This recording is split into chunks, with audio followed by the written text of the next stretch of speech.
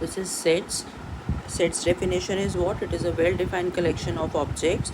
जैसे for example 11th AB है, it is a set. ठीक है, आपकी क्लास एक सेट की तरह काम करती है. Normally we are not using word set in our daily life. ठीक है, हम नॉर्मली बोलते हैं it's a class 11th AB.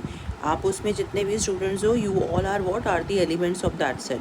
Same हमने जो व्हाट्सएप ग्रुप्स बनाए होते हैं, हम उसको व्हाट्सएप ग्रुप वर्ड बोलते हैं. नॉर्मल ईजी लैंग्वेज ग्रुप होती है. ठीक है, जो सबको ईजिली समझ आती है.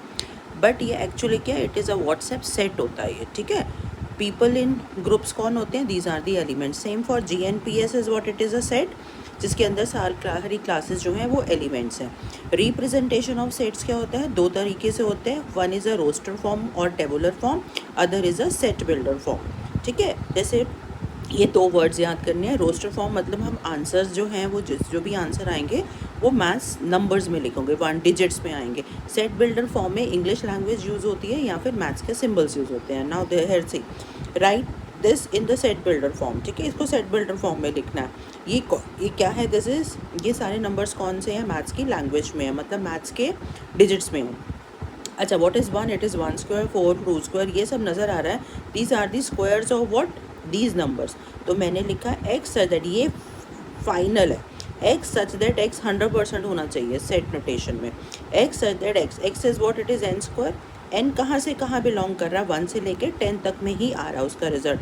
अब इसके बीच में जो है वो इंटीजर्स भी आ जाएंगे, नहीं तो डेसिमल्स आ जाएंगे ना सारे के सारे. तो डेसिमल्स अवॉइड करने के लिए n को नेचुरल, मतलब आप यहाँ जो भी पुट करोगे वो पूरा का पूरा आपके आंसर को क्वेश्चन को जस्टिफाई होना चाहिए, सब कुछ ऐसे. ठीक है, सेम नेक्स्ट है write a this in the roster form. अब एक्स स्क्वायर का आंसर लेस देन 20 होना चाहिए. अब देखो x square less than 20, x की जगह -1 डालूंगी, उसका स्क्वायर करो, या 1 का स्क्वायर, 0 का स्क्वायर, -2 का स्क्वायर, 2 का स्क्वायर, 3 का स्क्वायर, -3 का स्क्वायर, -4 का स्क्वायर, 4 का स्क्वायर. 5 का नहीं कर सकते.